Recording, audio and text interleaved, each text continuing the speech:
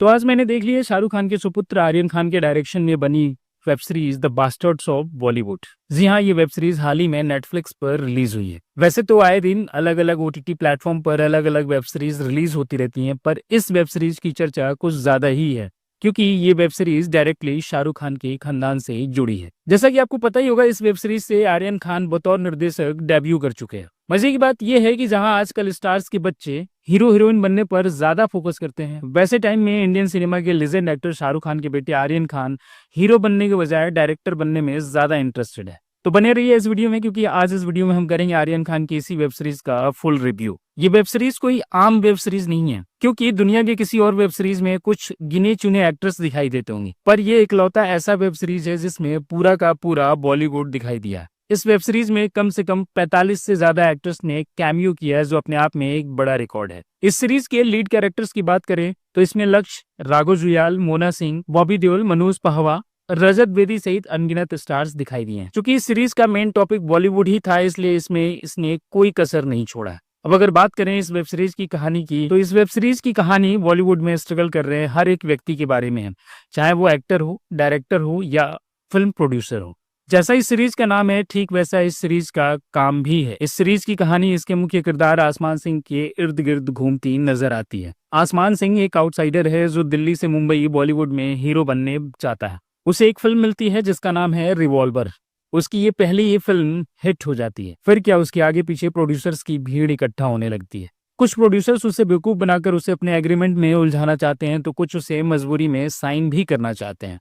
इस जद्दोजहद में उसे एक नेपो किड हीरोइन करिश्मा तलवार के साथ एक फिल्म में कास्ट किया जाता है। करिश्मा तलवार फिल्म इंडस्ट्री के लेजेंड अजय तलवार की बेटी है। फिल्म शुरू होने से पहले ही करिश्मा तलवार और आसमान सिंह एक दूसरे के प्यार में पड़ जाते हैं, पर उनका ये प्यार उनके पिता अजय तलवार को बिल्कुल भी पसंद नहीं है।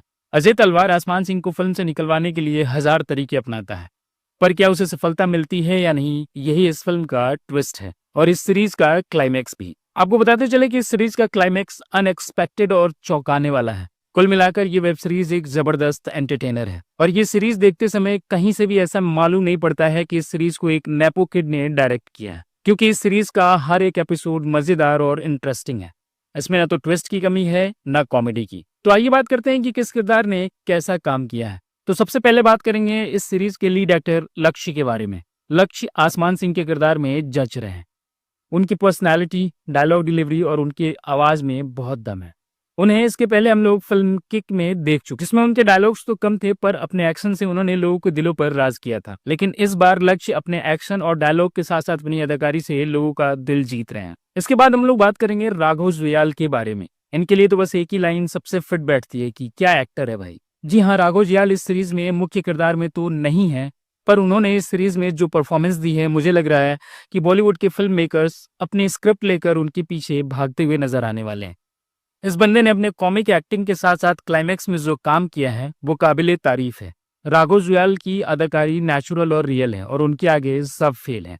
इसके बाद हम बात करेंगे बॉबी देओल के किरदार के बारे में। इस सीरीज में बॉबी देओल अजय तलवार के किरदार में नजर आए हैं और उन्होंने भी अपनी परफॉर्मेंस से लोगों का दिल जीत लिया है। बॉबी देओल के हिस्से बहुत ज्यादा डायलॉग्स तो नहीं है, पर उन्होंने अपने साइलेंट अदाकारी से ही अच्छा काम किया। ओवरऑल इस सीरीज के लगभग सारे एक्टर्स ने बढ़िया काम किया। इस सीरीज में करण जौहर एक्सटेंडेड कैमियो में नजर आए हैं, लेकिन इमरान हाशमी का कैमियो शानदार था।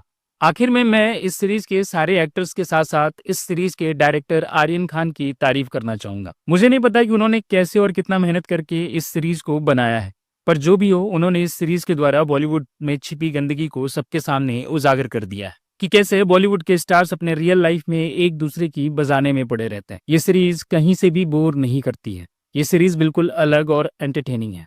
बाकी अगर अभी तक आपने ये सीरीज नहीं देखी है तो आप नेटफ्लिक्स पर इसे देख सकते हैं, और अगर आपने ये सीरीज देख ली है तो आपको कैसी लगी कमेंट कर हमें जरूर बताएं और इस चैनल को सब्सक्राइब करना ना भूलें। Thank you so much.